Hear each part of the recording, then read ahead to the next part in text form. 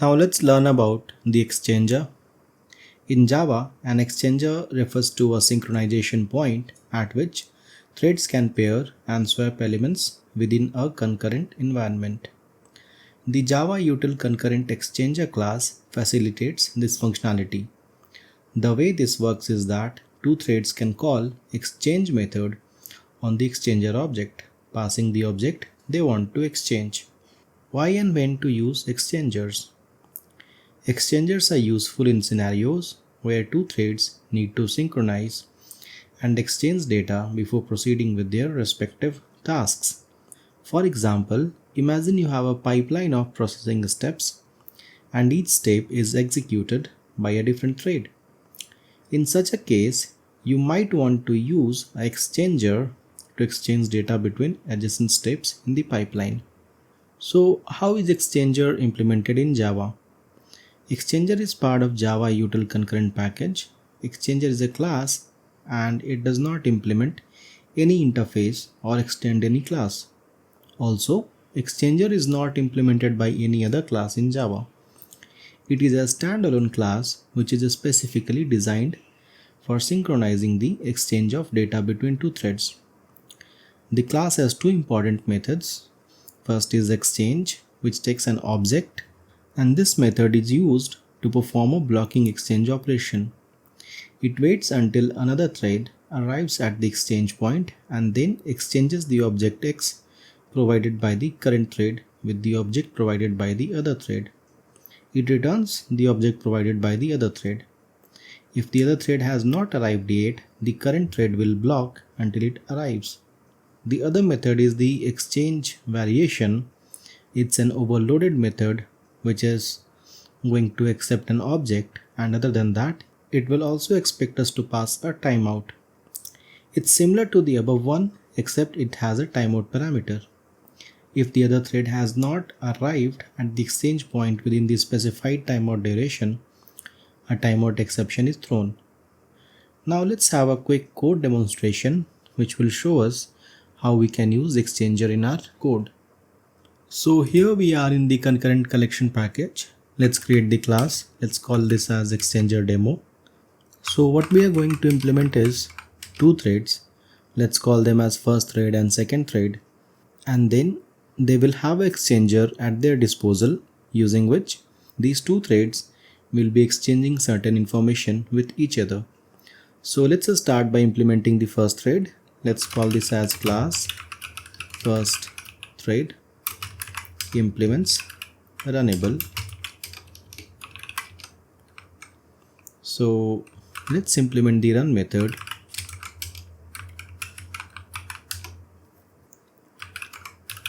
It will have the exchanger and it's a generic class, so we will have to pass the type. Let's say we pass the type as integer. Let's name this as exchanger. Let's initialize this exchanger inside the constructor, and in the run method let's have a data to send variable with a value 10, and we will print this value. So first thread is sending data to send, and now let's call exchanger dot exchange and pass the data to send value. This will return a value, and let's capture that as part of a variable which we could call as received data. And exchange will expect us to handle some exceptions. Let's surround this with try catch, and once we have received the data, let's print it out on the console. So first thread received data. Now let's implement the second thread as well, and once we are done with the implementation, we will see how it's interacting with each other. So let's call this as second thread implements runnable.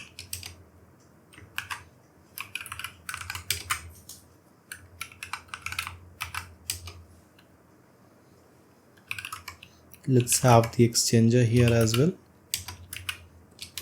and we will pass the integer as the generic type. Initialize this particular exchanger in the constructor, and in the run method, let's start by having a sleep of, let's say, 3 seconds, and here as well we have a data to send variable with a value 20. We will print some sort of message. Second thread is sending data, and let's say data to send, and then exchanger.exchange. Let's pass the data to send. Let's capture this as part of received data, and let's print this on the console. So second thread received and received data. Let's handle these exceptions. Try catch, and what we can do is we can also capture this and place inside the try block. So we should be good with the implementation of the second thread. Now let's implement the demo class, and in order to do so, let's have the main method.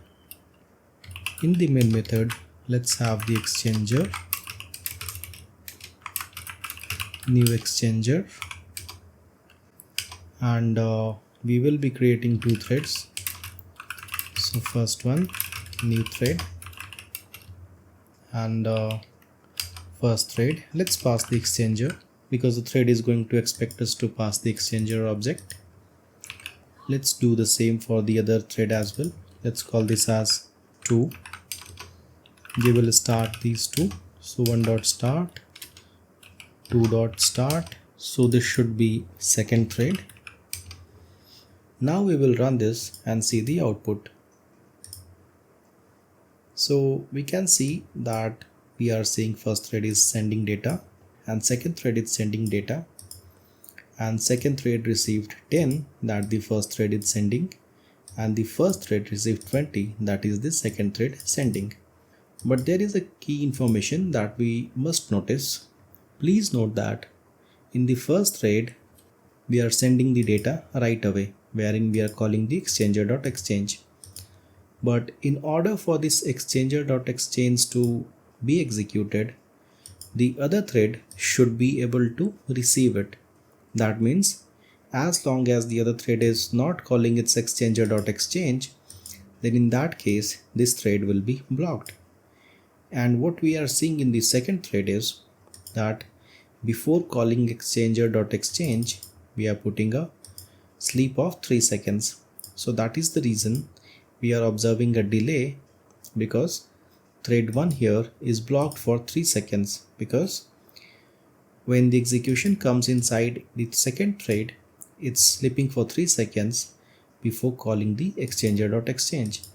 And once the execution comes here, then it means that thread 1 will be sending its data, that is data to send 10, and that will be received by the second thread and captured in the received data. And likewise exchanger.exchange calls this data to send, and this data to send value, that is 20, will be received by the first thread, which is captured by this received data variable, and the same will be printed with this value, that is first thread received data. So let's run it one more time to observe the blocking nature of the exchange method. So we can see that first thread is sending data and there is a delay before all of these things are executed. So we called first thread is sending data, then exchanger.exchange was called, and because the second thread went into the sleep for that amount of time, that is 3 seconds, the first thread got blocked. And as soon as the second thread is active, the exchange happens and the first thread receives the data to send value from the second thread, which is 20, and likewise the second thread is receiving the data from the first thread, which is a data sent value of 10. So this is it for the code demo. I hope it would have somewhat cleared your doubts with respect to how exactly can we use Exchanger. Now back in the theory section, let's do a quick comparison between the queue and the Exchanger. So you may feel that a queue could achieve similar kind of synchronization between the threads, right? And yes, you are partially correct in thinking so. However, the choice between using an exchanger and a queue depends on specific requirements of the synchronization pattern which you are trying to implement and the characteristics of your application. So here is a quick comparison. The exchanger facilitates a direct exchange of data between two threads at a synchronization point. Each thread waits until both the threads has arrived at the exchange point before proceeding. If you have exactly two threads that needs to synchronize and exchange data, the exchanger provides a simple and efficient mechanism to accomplish this. Exchanges occur synchronously, meaning both the threads wait for each other at the exchange point. Both threads exchange data of the same type and quantity, making it suitable for symmetric communication patterns. The queue, on the other hand, however, is different from the exchanger in these parameters. So the first is that queues are more versatile and could handle communication between multiple producer and consumer threads. And depending on the queue implementation, producers and consumers may operate asynchronously. Producers can enqueue data without waiting for consumers, and consumers can dequeue data without waiting for the producers. Queues can act as buffers, allowing producers to continue producing data even if consumers are not immediately available to process it. And in some cases, the exchange may not be symmetric. However, the exchanger is very similar to a type of queue that we saw earlier, and that type of queue is called as synchronous queue. So both synchronous queue and exchanger facilitate blocking synchronization between threads. However, while a synchronous queue is unidirectional, the exchanger happens to be bidirectional. So with the use of exchanger, you could achieve a bidirectional data exchange between two threads, which means when you do call dot exchange data, at one hand you are sending certain value, but you are also receiving certain value from the second thread as well. So that is the bidirectional nature of the exchanger. So that should be it for the topic of exchanger.